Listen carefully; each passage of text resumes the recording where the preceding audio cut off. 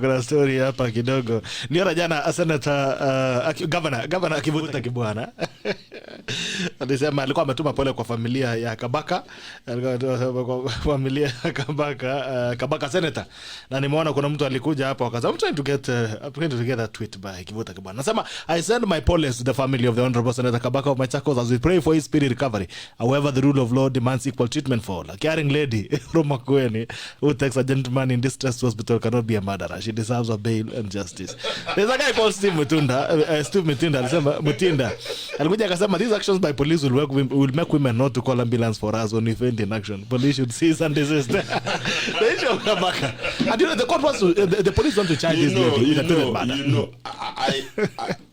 I'm not trying to actually sanitize the immoral acts, but I'm saying, why should that young lady be made to pay for the immoral activities of a senator? Because you take a lady and you take her to Kilimani. You take enhancement drugs so that you want to perform like a young man, but you're old, and then in the process, whatever you have done fails you, and the lady ends up paying for it. It is uncalled for. I mean, this guy, unajua inasemekana alikunywa hii madawa halafu ikakuwa shida kidogo kwake kwa sababu unajua miaka imeenda. Mbona sasa tufanye huyu msichana ambiwe alipe? It is uncalled for, and I share in the sentiment of Kivutha Kibwana. That lady must not be made to pay for the extra marital affairs of the good senator. The good senator should actually, I hope he is okay now, he should actually go and withdraw any charges. Because we know labda alichukua madawa alafu binti akachelewa. So I'm just saying. Tenda ilichelewa. Tenda ikachelewa kuingia bana. The final signature did not come through in time. Chief alichelewa na karatasi ya kusaini. So let them not make this young girl pay. Because let me tell you, this has become a problem. We have even if it's not a senator, we have had a number of deaths that men are dying because of taking those drugs to enhance their sexual activities. And they take those drugs and then the person they expected becomes no show. And you had wanakula fea. Lakini wale wanakula fea. So kitu inafaa unameza kwa shamba. Ukiwa tayari shambani. Usianze unagoja unaona si kuosha mikono na ujiona food kwa meza. You don't do it. But anyway, basically usitoe kalamu kama unaona karatasi ya signature. Lazima uone chief kwanza na signature. Uone chief amekuja na hiyo nini ya signature.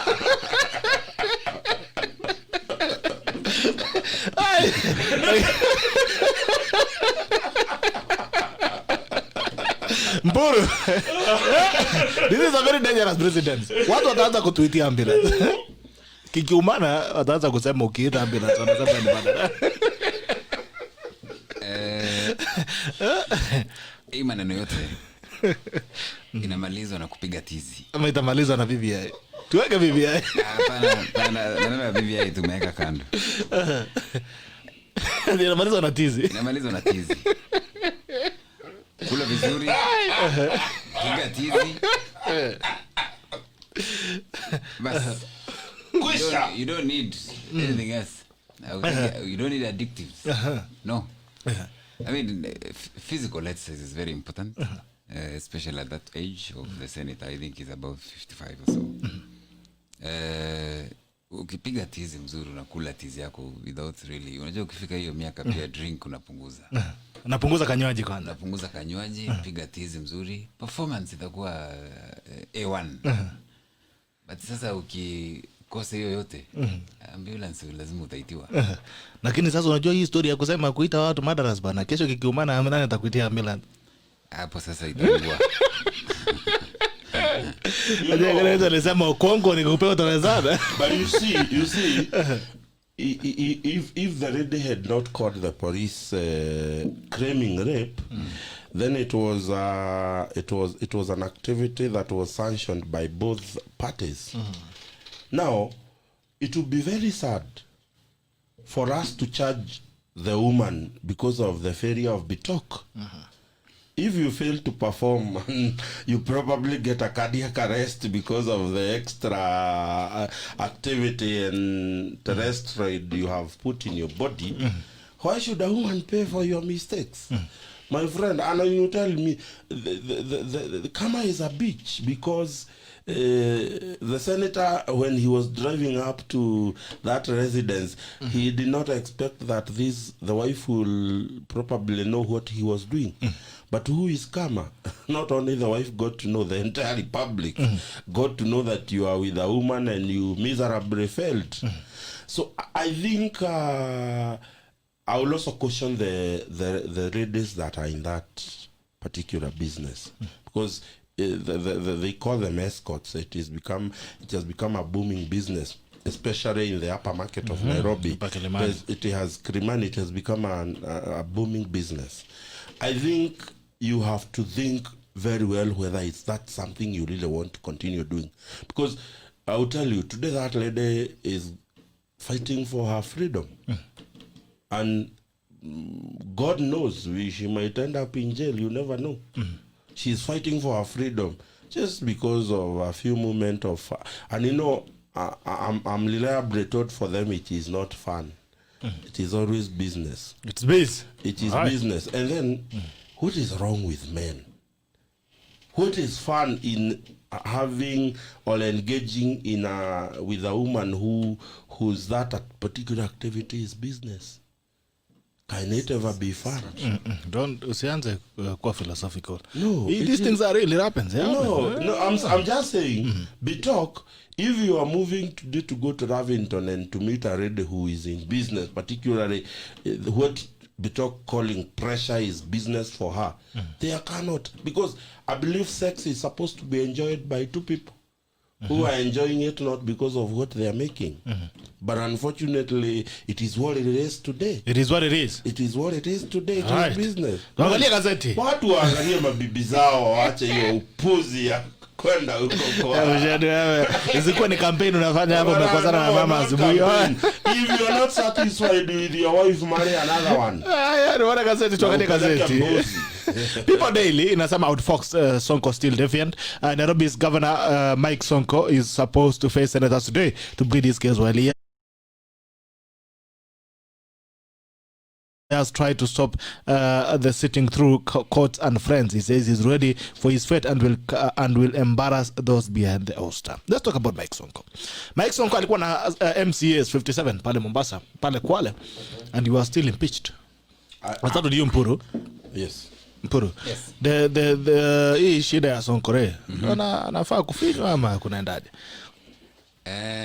Sonkore alikuwa na senator, MCA 57 Coast, yeah. But unfortunately kura ilipigwa kwa mtandao. So physical participation yao haikuwa inatakikana. So we don't know who is talking the truth. Because Sonko anasema yeye watu yake accounts zilikuwa hacked. Lakini speaker anasema hawa watu walipiga kura. Sasa kura ilipigwa ikahesabiwa online na ameitwa Senate. Ajibu mashtaka, ajitetee kama vile Waititu alijitetea.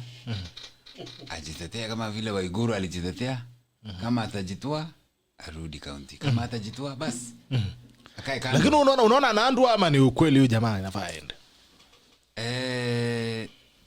Sonko kuna mazuri alifanya. Unajua Sonko alifanya mazuri but to individuals. You know, at an individual level, to different people, especially huko ghetto maguns. Ule ni rais wa maguns Nairobi. Baba ya maguns Nairobi. Jamaa amesaidia maguns sana. Ametoa watu kwa crime wengi sana ghetto. Lakini kwa uptown wale ambao waangalii shida ya maguns, wanaangalia development ya barabara, wanaangalia electrification ya town, they did not feel that impact. So kuna opinion mbili. Goons wale ghetto wa mama vijana wanamwabudu Sonkore sana.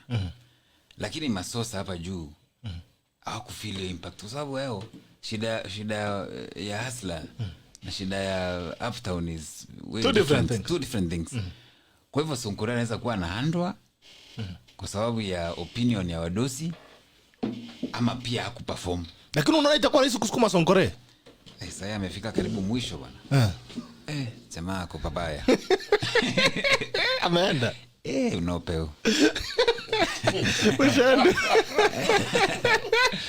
You know, if you ask me, Sonko is just a collateral damage of the harsh politics of this city. Yes, in this country. Let me tell you, there is no person who has sacrificed a lot for Jubilee in this city than Sonko himself. Honestly, he did all sort of circus to sell Jubilee in this city, including going to Akinyozi and being shaved with Uhuruto writings on the back. And he has scored 1,000 people, Shenzi, and all sort of names. Yeah. Others' name I cannot say here. He has called them in the name of fighting for Jubilee. And I'll tell you, I fear for Sonko because he has been Waititoed. The day Waitito was being impeached in Kiambu County Assembly, I was seated in that assembly at the members of the public gallery. And I can tell you for a fact that the number of MCAs in that assembly didn't meet the prerequisite number to impeach Waitito. But nonetheless, the statement by the Speaker of the Kiambu County Assembly that the Speaker does not have eyes, neither does he have ears. People reason on his behalf and they see on his behalf. This is the problem with Sonko, and where I find that he may be beaten by the rain. The Speaker of the Nairobi County Assembly was elected through a webinar. The current Speaker, Mutura, was not elected by members of the County Assembly physically in the Assembly. They were elected, he was elected, members were voting through webinar. By Zoom. The budget that Sonko has refused to send his signature on was passed through Zoom. You see, I know you're getting the curve now. So the impeachment motion of Sonko could not be any less important. Yeah. It has to be done through a webinar. You may have taken these people to Mombasa. Mtu anatoka kidogo anaenda anafinya Zoom. Mtu anaenda anafinya Zoom. Mtu anaweza anafinya Zoom. But I can also tell you, it is very easy to produce a Zoom. Mpuri here, kama hayuko and he is a member who logs into that particular session, it is very easy to corrupt IT siku hizi imeendelea. We can say Mpuri logged in at this time and voted yes to the motion. It's that simple. And let me tell you, the problem is that this particular motion is not an exercise by the Nairobi County Assembly. Nairobi County Assembly are just puppets. There is someone at the top who is, during when we were growing, when we were small, there was no these films and theaters. So you used to have people who would bring us puppets in school. He's seated at the top and he's controlling the puppet. That is the case of Nairobi County Assembly today. There is a higher power that is controlling the puppets. So the problem is the same power has now shifted gear from the Nairobi County Assembly to the Senate. And they will ensure that Sonko goes home. And let me tell you what is going to happen with Sonko. What happened with Waigoro? Waigoro got a committee that sanitized her. At the Senate. At the Senate. Waitito faced the entire membership in the committee of the whole house. Sonko is going to meet the committee of the whole house because the idea here, it is not whether Sonko has been able to. The idea here is to send Sonko home. And the same proponents you see pro BBI and those against, it will be the same war in the Senate. Those pro BBI will want to send Sonko home.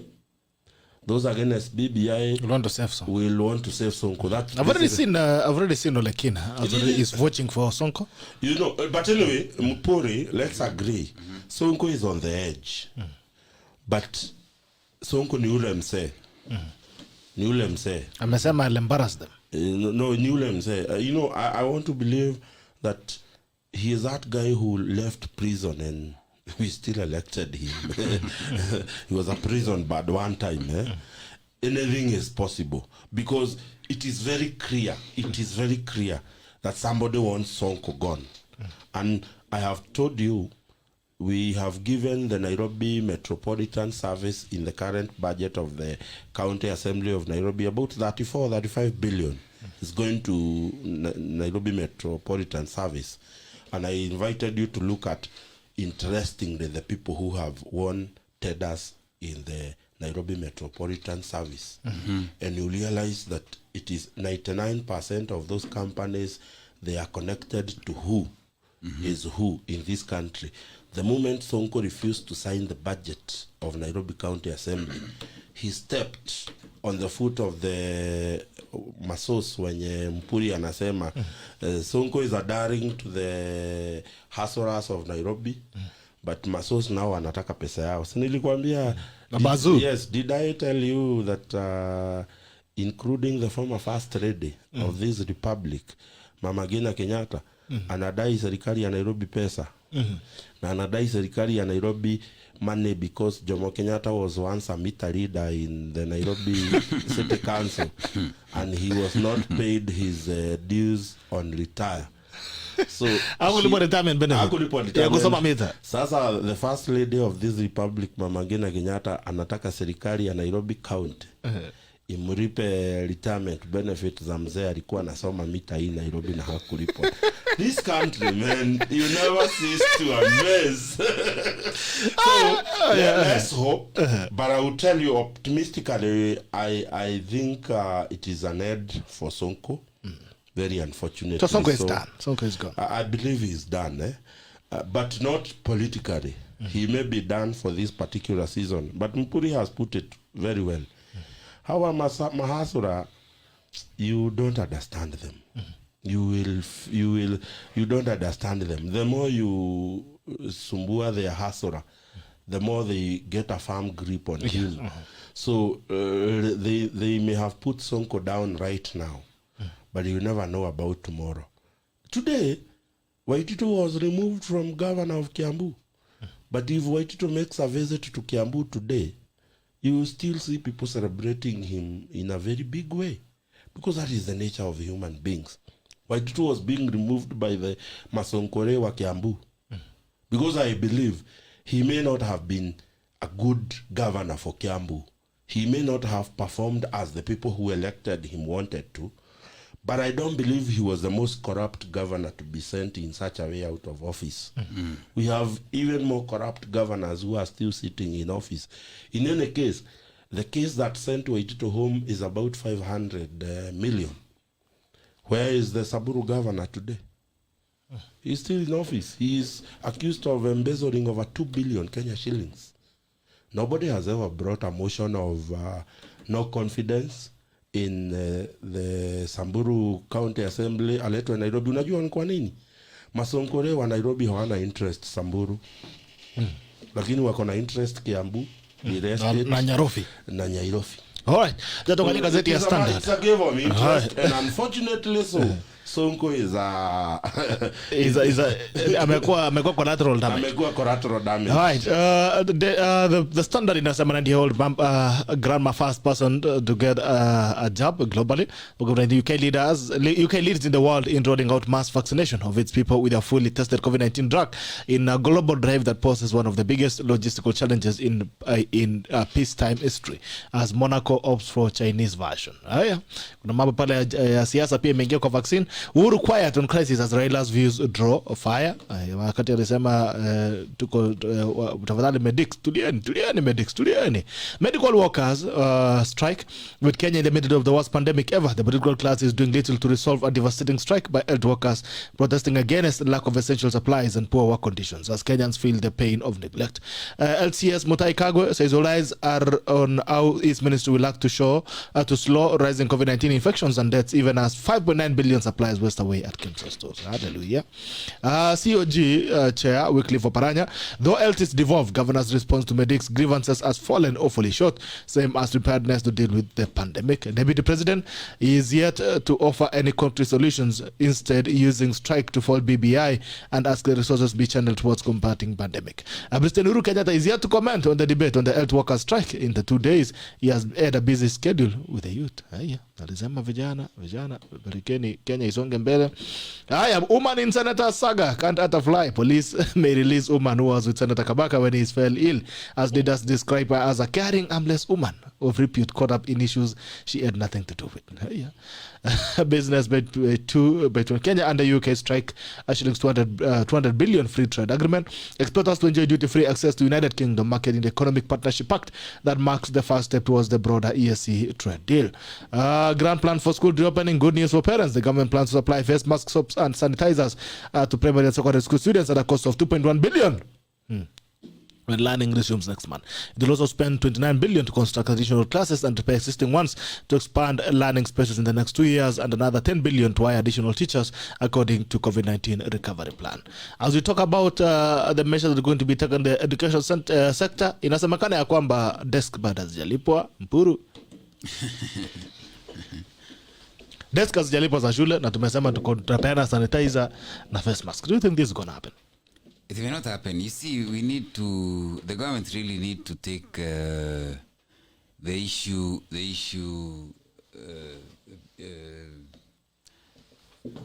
COVID as important as it is taking the BBI issue. Mm-hmm. Because hata tukisema maneno ya desk. Deski rais alienda kufungua deski kwa umoja. Nasikia mahali alifungua hata buja maji alipoanadia. Ajalipo jamaa. So we need to push the government really well to take this issue COVID as important as it is taking the BBI. La sivyo mimi hata chama yangu itajiondoa because I mean Mwanza kuleta vitisho. Yeah. I mean, because Nopo wamesema serikali itanope. Yeah, kwa sababu sisi tunatetea raia. Hatutetei tumbo zetu kama binafsi. Kwa hivyo kama serikali itachukua hiyo juhudi ya kuhakikisha issues za watoto shule zinashughulikiwa, then we don't. Basi nope upite jitoka BBI. We don't need to work with that government. And we have said it time and again. Yes. SG ametoa warning. We need to take it very serious. Very serious. Na wewe unaonanga serikali by the way inakuwa serious na hizi stories zinatoanga. Unajua government inawaki hivyo tu. I mean all governments. You need to have a firm stand as a leader. Ikuwe wewe ukitoa directive pale juu inashughulikiwa hadi chini. Problem ni serikali ni communication. Na waogopi dosi. Unajua ukogoa bosi ni bosi. Wajamaa waogopi bosi. Waogopi bosi. Sasa ukosa kuogopa bosi. Ukosa kuogopa bosi. Unajua uoga pia ni heshima. Kosa kuogopa bosi hautamsikiza. Utamchukulia mzaha. Na hiyo ndio shida iko kwa. Na labda bosi aja deserve respect. Unajua hii respect usema ununuangi lakini labda bosi pia apige watu viboko. Anafaa wanyoroshe kama budake. Bosi akiwanyorosha viboko ndio wataitikia. Watasikiza pesa iko ya kufanyia kazi. Lakini bosi asikizwi. Shida kubwa hapa. Alright, Mshando. Wamesema serikali itumia mabilioni ya pesa kununua mask na sanitizer. Desk bado hatujalipa 20 billion, 2 billion. Now, who is in his right mind takes this government seriously? Surely. You know, at this age, let me tell you, and we had a discussion sometimes back here. How many directives has the president issued? You remember we had a directive. One time the president came into the previews of State House And he said that he has given the DCI and the EACC 21 days. Was it 21 or 23 days to investigate the issue of COVID-19 haste and conclude that matter quickly. How many days are we today? From that time he did, we're about 116 or 117 days. Nobody has actually done anything. But I'll tell you the problem with Boss. The problem with Boss is that he has no time to proofread whatever is given to him. He does not take time to see what he is coming to read. He just wants to get into, he normally gets into the podium and the aide-de-camp gives him the statement and he reads. And I'll tell you the mistake, and I told you, Bitok. You remember the first day he talked about, the desk. When he talked about the desk, the following day I was on this show. And I told Bitok that particular issue to do with desk will become something that is going to haunt us from that day. I have personally visited the same place the president went for those desks. Mpuri, and I should pay a visit to that guy. Zile desks zimejengwa zimejaa hapo Bitok. Ziko kwa barabarani zimejengwa because the president promised that, because his workshop has been used as the demonstration workshop. He will be the first to get business. The government has never paid a single dime to that young man who was on TV showing the president how the desk is going to work. But the problem here is what, Mpuri? The moment as the head of state and as the leader of the government, you do not take a center stage on any particular program the government comes up with, you end up having, in Kikuyu tumetaka tulianime. There are those people who have taken advantage of the fact that the president is not keen. The president has trusted his men to do the job, and he does not take time to look at it. So the men come up, and I told you, Bitok, we are here today. I told you that is a money-making program. Because I told you, the moment they started asking that wale carpenter wanataka kupewa hii kazi wapeleke documentation kwa provincials, they were asked to go to their district and take their documentation there. The moment, Mpuri, you start a program, they talked about this program about 2 months or 3 months ago, and they said that they want that concluded in 3 months. The moment Bitok someone comes up with a program that is gonna take 3 months, and then you go ahead to ask people to actually come with document of registration of their companies, you are telling that small person carpenter who does not and has not registered a business, he is automatically locked out. And therefore, who are left to compete? It is the issue suspect who have their papers in order. That is why they gave a timeline on, you remember, the day they announced, they gave a timeline of 1 month for people to submit their document. In 1 month, if Mpuri, you did not have a registered business, is it possible that you are going to be able to register that business in 1 month and become tax compliant and get all the necessary prerequisites? Are you going to be able to do it in 1 month? So therefore, from the word go, the small person there in the village was already rocked out of this particular business. It was business meant for people who had already strategically positioned themselves for this business. And I have always insisted the government is undertaking the free and secondary primary education. Who receives that money?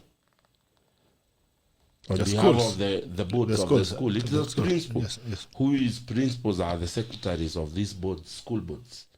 They receive that money, Bitok. What was so different in where Mpuri comes from, in that primary school you went, there is a principal. That principal knows that school requires 20 desks. What was so hard with using the already established mechanism to release that money to school? Kwa sababu, mimi naonanga, like the secondary schools that are surrounding us, the people supplying milk to those secondary schools ni wale tu wako hapo. The people surrounding Boga the people surrounding market materials to the school, ni wale tu wako hapo.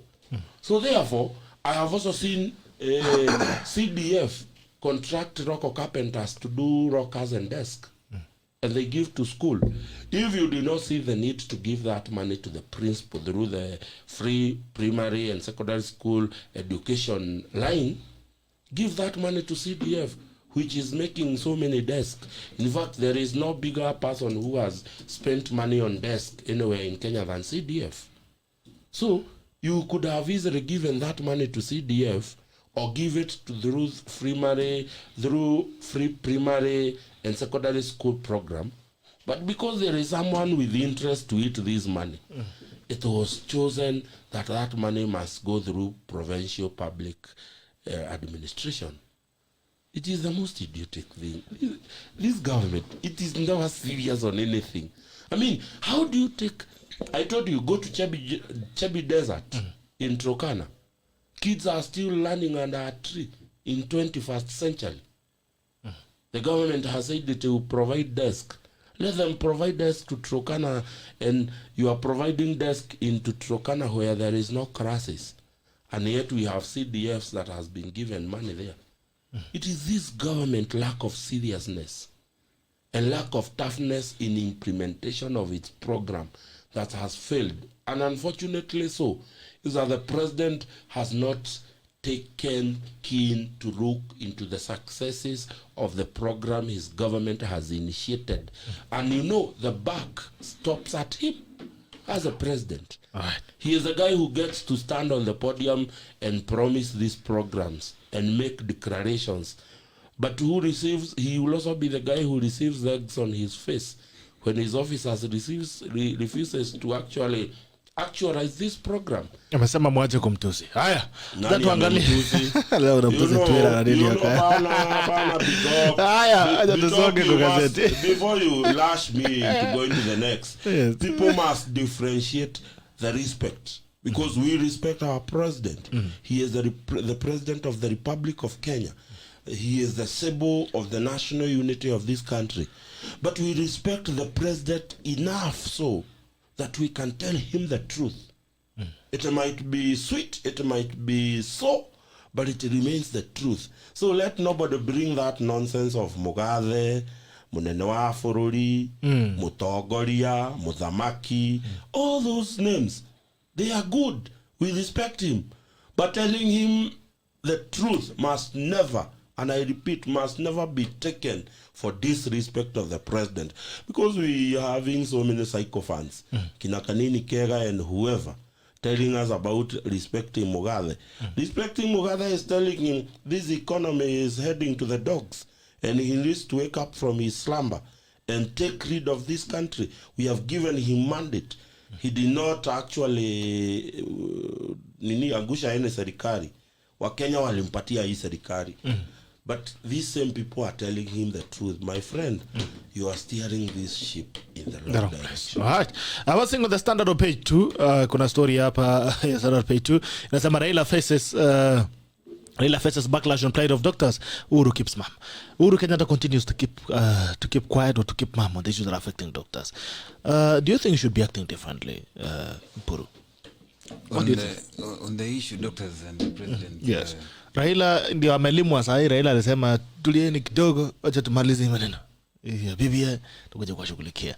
Amesema you need to be more patient. Uhuru Kenyatta continues to keep quiet on the plight of doctors. Nurses are on day 2 or day 3 of strikes.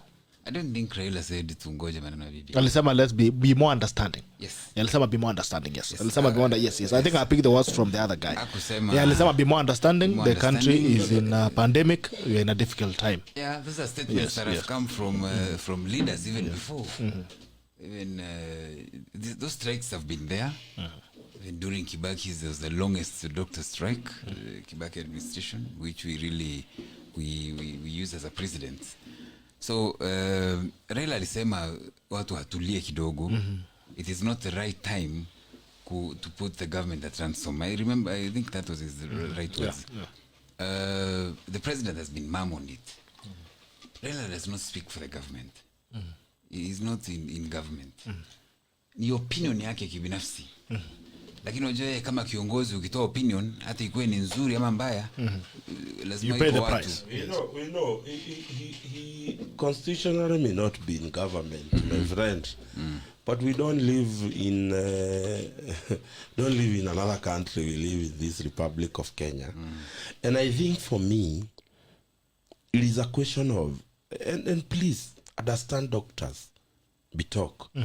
Doctors do not want to put this government at loggerheads, but doctors are complaining and they are striking because of a collective bargaining agreement that was not signed in 2020. It was not signed in 2019. It was not signed in 2018. It is a collective CBA that has been there for some time. Government has refused to honor it, Bitok, saying there is no money to honor it. So when you tell doctors there is no money to honor a collective bargaining agreement that is already signed between them and the government, Bitok, and then you tell us that you want to set aside money for a referendum, you are telling the doctors they are coming a second fiddle to the BBI. So therefore, why won't the doctors union take government at ransom? If the priorities are not the doctors, if the priorities in BBI, I say they strike. Right. I say they strike. If government can find time, they can find money. We have launched BBI, relaunch BBI, launch again. Now we heading are now to launch heading again. to another relaunch. Money spending. You know, I have seen training in BBI in my county where participants are being paid 10,000, and somebody continues to say that ati hatutumi pesa ya serikali.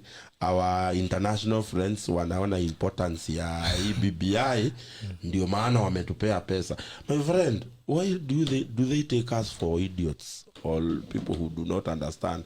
See, if the government, and I said, if the government has dealt with the issues of doctors, nobody would look at what they are spending on BBI today. Because ukihesabu ile pesa imepotea, BBI is just a tip of the iceberg.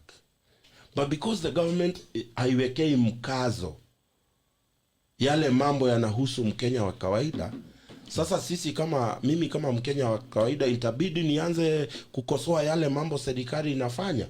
Kwa sababu kama daktari anafaa kulipwa na serikali haimlipi, kama daktari anafaa kuwa na protective gear na serikali haimpei, kama daktari anafaa kuwa amelipwa mshahara na serikali hailipi, kwa nini sana nisiangalie pahali serikali imeweka mikono na macho yake? Leo hii serikali imewekelea mkazo BBI. Kama wanataka kupitisha BBI, waweke mkazo ule katika mambo ya wauguzi wa nchi. Waweke mkazo katika mambo yale yanahusu mwananchi wa kawaida. Hiyo ndio tu tunasema, hatuna shida na wao kufanya BBI. Lakini tusifanye BBI tukose kufanya mambo mengine. Uchumi wa nchi hii waenda chini. Hii serikali ni kama is the don't care attitude of our president is what is trickling down in this government. All right, let's talk about DPP. There was a guy called Humphrey Kariuki of I think it was War Beverages. I think it was. He had been accused of tax evasion. Today he has been acquitted. The DPP says they have not provided witnesses. The court have acquitted him. And allow me to go first.